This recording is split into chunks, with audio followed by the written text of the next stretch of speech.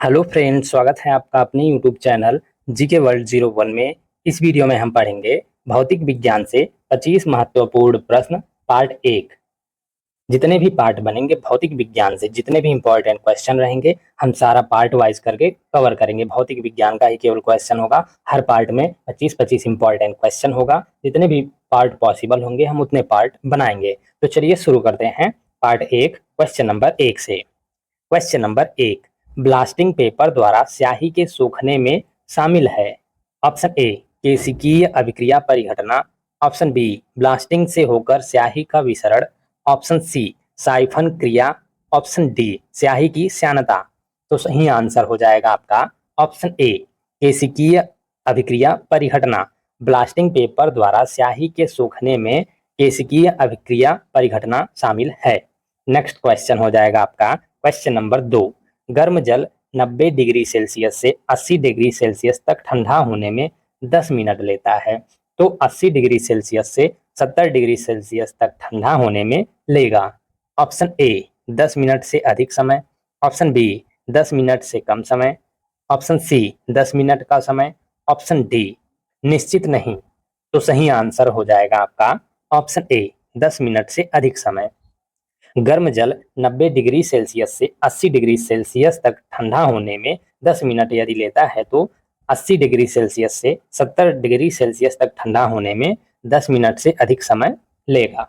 Next question हो जाएगा आपका क्वेश्चन नंबर 3, निम्न तापी इंजनों का अनुप्रयोग होता है। ऑप्शन ए, रॉकेट प्रौद्योगिकी में। ऑप्शन बी, अतिचालकता विषयक अनुसंधानों में। ऑप्शन सी, पनडुब्बी नोदन में। ऑप्शन डी, इनमें से कोई नहीं। तो सही आंसर हो जाएगा आपका ऑप्शन ए, रॉकेट प्रौद्योगिकी में। रॉकेट प्रौद्योगिकी में निम्न तापी इंजनों का अनुप्रयोग होता है। नेक्स्ट क्वेश्चन हो जाएगा आपका क्वेश्चन नंबर 4, जिस ताप पर कोई ठोस पदार्थ ऊष्मा पाकर द्रव में परिणत होता है कहलाता है। ऑप्शन ए, गलनांक। ऑप्शन बी, वाष्पन। ऑप्शन सी, क्वथनांक। ऑप्शन डी, इनमें से कोई नहीं। तो सही आंसर हो जाएगा आपका ऑप्शन ए, गलनांक। गलनांक वो होता है जिस ताप पर कोई ठोस पदार्थ ऊष्मा पाकर द्रव में परिणत होता है।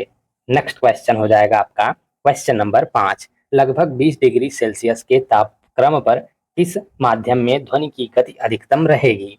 ऑप्शन ए, ग्रेनाइट में। ऑप्शन बी, पानी में। ऑप्शन सी, लोहा में। ऑप्शन डी, हवा में। तो सही आंसर हो जाएगा आपका ऑप्शन सी, लोहा में। लगभग 20 डिग्री सेल्सियस के तापक्रम पर लोहा में ध्वनि की गति अधिकतम रहेगी। नेक्स्ट क्वेश्चन हो जाएगा आपका क्वेश्चन नंबर 6, निम्नलिखित में से कौन सा एक वायु में ध्वनि तरंगों द्वारा उत्पादित नहीं होता। ऑप्शन ए, विवर्तन। ऑप्शन बी, परावर्तन। ऑप्शन सी, अपवर्तन। ऑप्शन डी, ध्रुवण। तो सही आंसर हो जाएगा आपका ऑप्शन डी, ध्रुवण। इनमें से ध्रुवण जो है वायु में ध्वनि तरंगों द्वारा उत्पादित नहीं होता है। नेक्स्ट क्वेश्चन हो जाएगा आपका क्वेश्चन नंबर 7, किसी प्रतिध्वनि को सुनने के लिए मूल आवाज और प्रतिध्वनि के बीच का समय अंतराल क्या होना चाहिए। ऑप्शन ए, 1/10 सेकंड से अधिक। ऑप्शन बी, 1/10 सेकंड से कम। ऑप्शन सी, 1/10 सेकंड के बराबर। ऑप्शन डी, इनमें से कोई नहीं। तो सही आंसर हो जाएगा आपका ऑप्शन ए, 1/10 सेकंड से अधिक समय। किसी प्रतिध्वनि को सुनने के लिए मूल आवाज और प्रतिध्वनि के बीच का समय अंतराल 1/10 सेकंड से अधिक का होना चाहिए। एक स्पष्ट प्रतिध्वनि सुनने के लिए मूल और परावर्तित ध्वनि के बीच का समय अंतराल 0.1 सेकंड से अधिक या उसके बराबर होना चाहिए। नेक्स्ट क्वेश्चन हो जाएगा आपका क्वेश्चन नंबर 8, प्रतिध्वनि का कारण है। ऑप्शन ए, ध्वनि का अपवर्तन। ऑप्शन बी, ध्वनि का अवशोषण। ऑप्शन सी, ध्वनि की चाल। ऑप्शन डी, ध्वनि का परावर्तन। तो सही आंसर हो जाएगा आपका ऑप्शन डी, ध्वनि का परावर्तन। प्रतिध्वनि का कारण ध्वनि का परावर्तन है। नेक्स्ट क्वेश्चन हो जाएगा आपका क्वेश्चन नंबर 9, ध्वनि के किस लक्षण के कारण कोई ध्वनि मोटी या पतली होती है। ऑप्शन ए, तारत्व के कारण। ऑप्शन बी, गुणता के कारण। ऑप्शन सी, तीव्रता के कारण। ऑप्शन डी, इनमें से कोई नहीं। तो सही आंसर हो जाएगा आपका ऑप्शन ए, तारत्व यानी पिच के कारण। ध्वनि के तारत्व के कारण कोई ध्वनि मोटी या पतली होती है। नेक्स्ट क्वेश्चन हो जाएगा आपका क्वेश्चन नंबर 10। मिश्र धातुओं के गलनांक उनके अवयवी धातुओं की अपेक्षा ऑप्शन ए बराबर होते हैं, ऑप्शन बी उच्च होते हैं, ऑप्शन सी निम्न होते हैं, ऑप्शन डी इनमें से कोई नहीं। तो सही आंसर हो जाएगा आपका ऑप्शन सी निम्न होते हैं। मिश्र धातुओं के गलनांक उनके अवयवी धातुओं की अपेक्षा निम्न होते हैं। नेक्स्ट क्वेश्चन हो जाएगा आपका क्वेश्चन नंबर 11। थर्मल फ्लास्क में ऊष्मा का क्षय रोका जा सकता है। ऑप्शन ए चालन से, ऑप्शन बी चालन संवहन व विकिरण से, ऑप्शन सी संवहन से, ऑप्शन डी विकिरण से। तो सही आंसर हो जाएगा आपका ऑप्शन बी चलन संवहन व विकिरण से। थर्मल फ्लास्क में ऊष्मा का क्षय चालन संवहन व विकिरण से रोका जा सकता है। नेक्स्ट क्वेश्चन हो जाएगा आपका क्वेश्चन नंबर 12। लोहे की सुई पानी की सतह पर किस कारण तैरती है।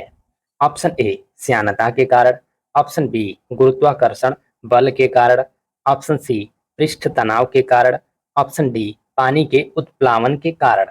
तो सही आंसर हो जाएगा आपका ऑप्शन सी पृष्ठ तनाव के कारण। लोहे की सुई पानी की सतह पर पृष्ठ तनाव के कारण तैरती है। नेक्स्ट क्वेश्चन हो जाएगा आपका क्वेश्चन नंबर 13। स्प्रिंग घड़ी में कौन सी ऊर्जा होती है। ऑप्शन ए स्थितिज ऊर्जा, ऑप्शन बी ऊष्मा ऊर्जा, ऑप्शन सी रासायनिक ऊर्जा, ऑप्शन डी गतिज ऊर्जा। तो सही आंसर हो जाएगा आपका ऑप्शन ए स्थितिज ऊर्जा। स्प्रिंग घड़ी में स्थितिज ऊर्जा होती है। नेक्स्ट क्वेश्चन हो जाएगा आपका क्वेश्चन नंबर 14। बर्फ के दो टुकड़ों को आपस में दबाने पर टुकड़े आपस में चिपक जाते हैं क्योंकि ऑप्शन ए दाब व गलनांक में कोई संबंध नहीं है, ऑप्शन बी दाब अधिक होने से बर्फ का गलनांक पहले घटता है फिर बढ़ता है, ऑप्शन सी दाब अधिक होने से बर्फ का गलनांक बढ़ जाता है, ऑप्शन डी दाब अधिक होने से बर्फ का गलनांक घट जाता है। तो सही आंसर हो जाएगा आपका ऑप्शन डी दाब अधिक होने से बर्फ का गलनांक घट जाता है। इस कारण से बर्फ के दो टुकड़ों को आपस में दबाने पर टुकड़े आपस में चिपक जाते हैं। नेक्स्ट क्वेश्चन हो जाएगा आपका क्वेश्चन नंबर 15। नवजात बच्चों के लिए सबसे आदर्श भोजन निम्नलिखित में से क्या है। ऑप्शन ए चीनी, ऑप्शन बी शहद, ऑप्शन सी दूध, ऑप्शन डी पानी। तो सही आंसर हो जाएगा आपका ऑप्शन सी दूध। नवजात बच्चों के लिए सबसे आदर्श भोजन जो है वो दूध है। नेक्स्ट क्वेश्चन हो जाएगा आपका क्वेश्चन नंबर 16। विटामिन ए की कमी के कारण होता है। ऑप्शन ए पेचिस, option B night blindness, option C कमजोरी, ऑप्शन डी बालों का झड़ना। तो सही आंसर हो जाएगा आपका option B night blindness. Vitamin A की कमी के कारण नाइट ब्लाइंडनेस होता है। नेक्स्ट क्वेश्चन हो जाएगा आपका क्वेश्चन नंबर 17। दबाव की एसआई इकाई क्या है। ऑप्शन ए न्यूटन प्रति वर्ग मीटर, ऑप्शन बी न्यूटन वर्ग मीटर, ऑप्शन सी न्यूटन वर्ग सेंटीमीटर, ऑप्शन डी न्यूटन प्रति वर्ग सेंटीमीटर। तो सही आंसर हो जाएगा आपका ऑप्शन ए न्यूटन प्रति वर्ग मीटर। दबाव की एसआई इकाई न्यूटन प्रति वर्ग मीटर है। नेक्स्ट क्वेश्चन हो जाएगा आपका क्वेश्चन नंबर 18। गॉड पार्टिकल है। Option A neutrino, option B Higgs boson, option C meson, option D positron. तो सही आंसर हो जाएगा आपका option B Higgs boson. Higgs boson जो है वो गॉड पार्टिकल है। नेक्स्ट क्वेश्चन हो जाएगा आपका क्वेश्चन नंबर 19। एक भारी नाभिक के दो हल्के नाभिकों में टूटने की प्रक्रिया को कहते हैं। ऑप्शन ए नाभिकीय विखंडन, ऑप्शन बी द्रव्यमान क्षति, ऑप्शन सी नाभिकीय संलयन, ऑप्शन डी रेडियो एक्टिव विघटन। तो सही आंसर हो जाएगा आपका ऑप्शन ए नाभिकीय विखंडन। एक भारी नाभिक के दो हल्के नाभिकों में टूटने की प्रक्रिया को नाभिकीय विखंडन कहते हैं। जब दो हल्के नाभिक परस्पर संयुक्त होकर एक भारी तत्व के नाभिक की रचना करते हैं तो इस प्रक्रिया को नाभिकीय संलयन न्यूक्लियर फ्यूजन कहते हैं।